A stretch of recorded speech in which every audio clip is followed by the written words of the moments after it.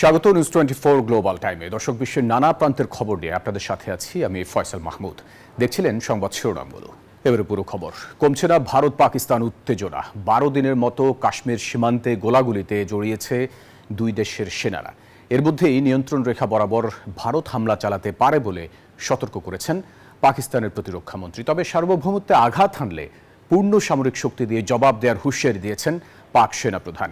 এদিকে ভারত পাকিস্তানকে সামরিক সংঘাতে না জড়ানোর আহ্বান জানিয়েছেন জাতিসংঘের মহাসচিব অ্যান্টোনিও গুতেরেস। পেহেলগাম ইস্যুকে কেন্দ্র করে ভারত পাকিস্তান উত্তেজনা সামরিক সংঘাতে রূপ নেওয়ার আশঙ্কা বাড়ছে। এর মধ্যেই 12 দিনের মতো কাশ্মীর সীমান্তে গোলাগুলিতে জড়িয়েছে দু দেশের সেনারা। যদিও কোনো হতাহতের খবর পাওয়া যায়নি। মঙ্গলবার ভারতীয় সংবাদ মাধ্যমের এক প্রতিবেদনে জানা যায়, জম্মু ও কাশ্মীরের কুপওয়ারা, বারামুল্লা, পুঞ্জ, রাউজৌরি সহ বেশ কিছু স্থানে গোলাগুলির ঘটনা ঘটেছে।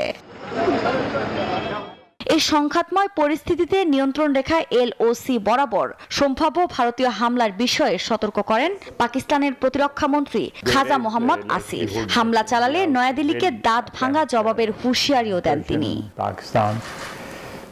একই সুরে কথা বলেছেন দেশটির সেনাপ্রধান মুনিরও। তার মতে, পাকিস্তানের সার্বভৌমত্ব এবং আঞ্চলিক অখণ্ডতা লঙ্ঘিত হলে পূর্ণ সামরিক শক্তি দিয়ে প্রতিহত করা হবে। এদিকে পারমাণবিক অস্ত্রধারী পাকিস্তান ও ভারতকে সংযত থাকার আহ্বান জানিয়েছেন জাতিসংঘের প্রধান অ্যান্টোনিও গুতেরেস। বিশেষ করে এই সংকটময় মুহূর্তে এমন একটি সামরিক সংঘাত এড়ানো অত্যন্ত গুরুত্বপূর্ণ, যা সহজেই নিয়ন্ত্রণের বাইরে চলে যেতে পারে। এখন সর্বোচ্চ সংযম এবং বিপদের ধার থেকে সরে আসার সময়।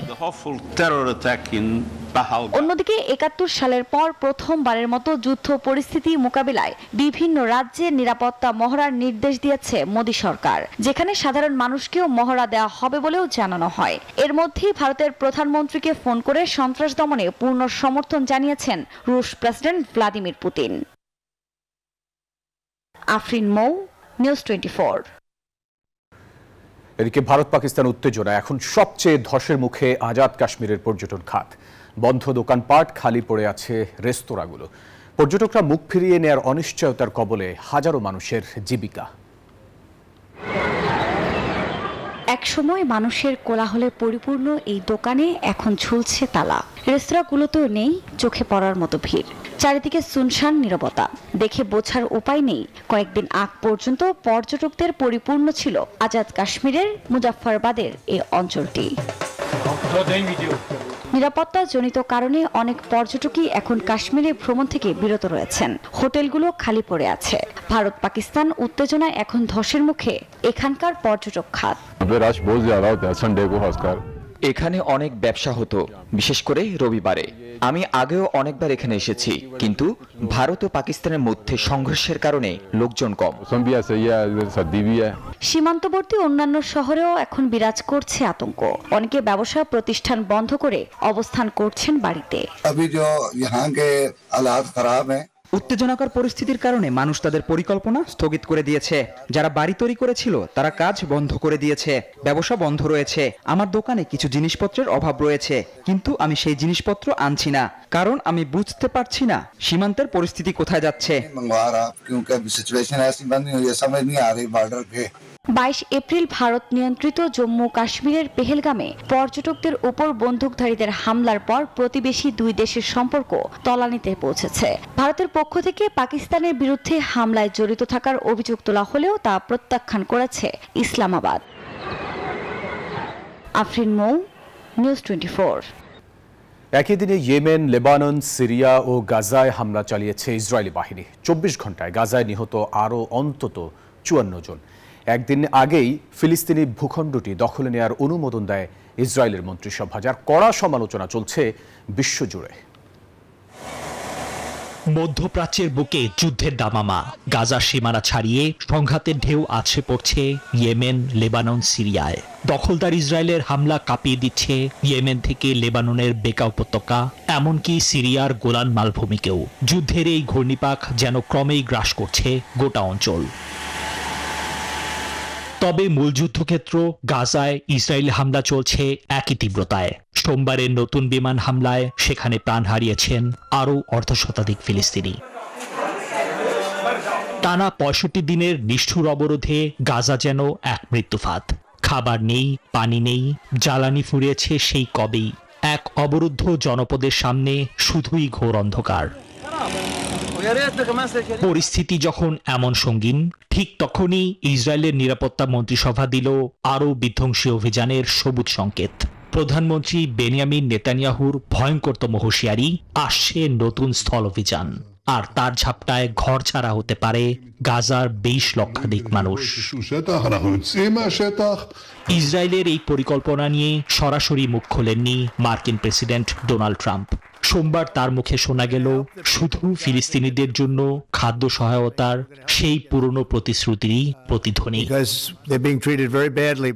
নিবির আমিন, নিউজ 24। এবারের পুলিৎজারের পুরস্কারে শুধু রয়টার্স, নিউ ইয়র্ক টাইমস বা ওয়াশিংটন পোস্টই নয়, সেরার শিরোপা জিতেছে আরও অনেক সংবাদ মাধ্যম ও সাংবাদিক। সোমবার ঘোষণা করা হয়েছে পুলিৎজার বিজয়ীদের নাম। ফেন্টানিল মাদকের কারবারের শিথিল নিয়ন্ত্রণ নিয়ে নির্ভীক অনুসন্ধানী প্রতিবেদন করে পুরস্কার পেয়েছে রয়টার্স। ওয়াশিংটন পোস্ট ব্রেকিং নিউজের জন্য সম্মানজনক পুলিৎজার পেয়েছে। 4টি শাখায় পুলিৎজার জিতেছে নিউ ইয়র্ক টাইমস। প্রো রিপাবলিকা জনসেবামূলক সাংবাদিকতায় পুরস্কার পেয়েছে। জাতীয় সংবাদের জন্য ইলন মাস্কের উপর প্রতিবেদন করে জিতেছে ওয়াল স্ট্রিট জার্নাল। সমালোচনামূলক লেখায় পুরস্কার জিতেছেন ব্লুমবার্গ সিটি ল্যাবের আলেকজান্দ্রা লেন্সে। এছাড়া ফিচার ফটোগ্রাফি ও অডিও রিপোর্টে পুরস্কার জিতেছে নিউ ইয়র্কারও। আবারও রাশিয়ার রাজধানী মস্কোতে ড্রোন হামলা চালিয়েছে ইউক্রেন। পরপর দ্বিতীয় রাতের মতো এই ঘটনা ঘটল।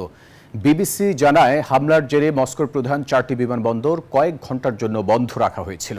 পরে সেগুলি আবার খুলে দেওয়া হয়। মস্কোর দাবি, শহরে ঢোকার আগেই অন্তত 19টি ইউক্রেনীয় ড্রোন ধ্বংস করা হয়েছে। কিছু ধ্বংসাবশেষ রাস্তায় পড়লেও কেউ হতাহত হয়নি। রাশিয়ার অন্যান্য শহর পেনজা ও ভোরোনেজেও ড্রোন হামলার খবর পাওয়া গেছে। তবে এই হামলার বিষয়ে এখনও কোনো মন্তব্য করেনি ইউক্রেন। তারা জানিয়েছে, কিয়েভ ও খার্কিভে ড্রোন হামলা চালিয়েছে রুশ বাহিনীও।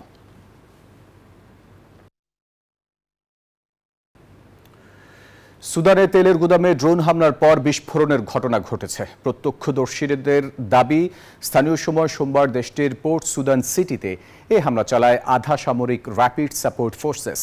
এরপরেই এক ভিডিও ফুটেজে বন্দর ও বিমান ঘাঁটির দিক থেকে ধোঁয়ার কুণ্ডলী দেখা যায়। কালো ধোঁয়ায় ছেয়ে যায় আকাশ। এতে এখনও কোনো হতাহতের খবর পাওয়া না গেলেও শহরটিতে বসবাস করেন হাজারো বস্তুচ্যুত মানুষ।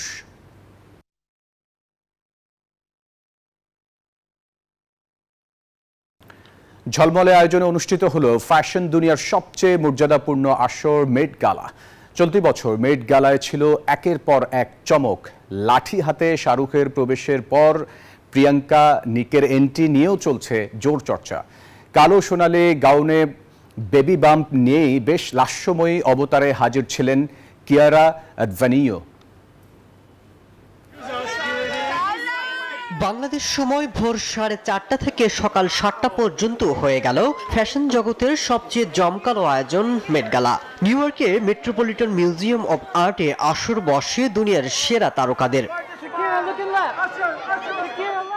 এবারের মেট গালায় সবচেয়ে বড় চমক দেখালেন ক্যারিবিয়ান গায়িকা রিহানা। বেবি বাম্প নিয়ে হাজির হয়ে ঝড় তুলেছে অন্তর্জালে।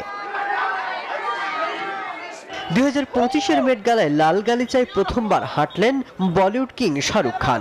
বাদশাহী স্টাইলে শাহরুখের মেট গালা অভিষেক আরও একবার কিং খান ভক্তদের ফিরিয়ে নিয়ে গেল সেই 90-এর দশকে। ডিজাইনার সাব্যসাচী মুখোপাধ্যায়ের পোশাকে নজর কাড়েন বলিউড সুপারস্টার। পরনে কালো স্যুট, কোমর বন্ধন আর কালো সিল্কের শার্টের সাথে নেকলেট।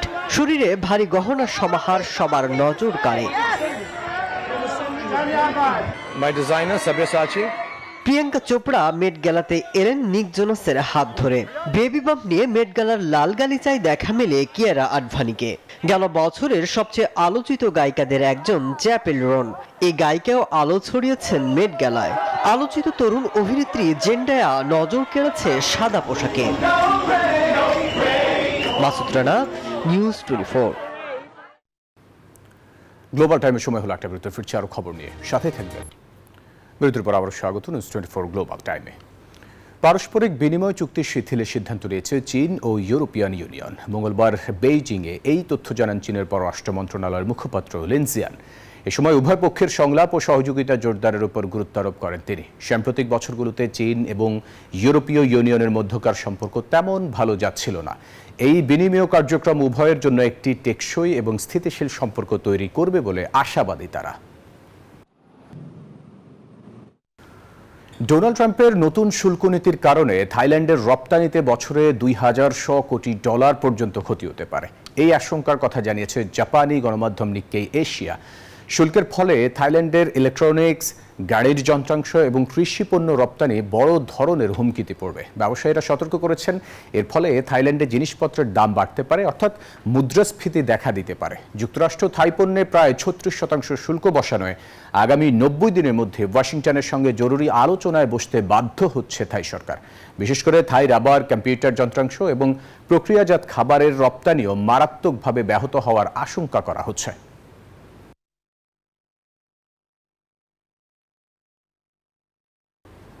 এই ছিল গ্লোবাল টাইমের সাথে থাকায় ধন্যবাদ সবাইকে।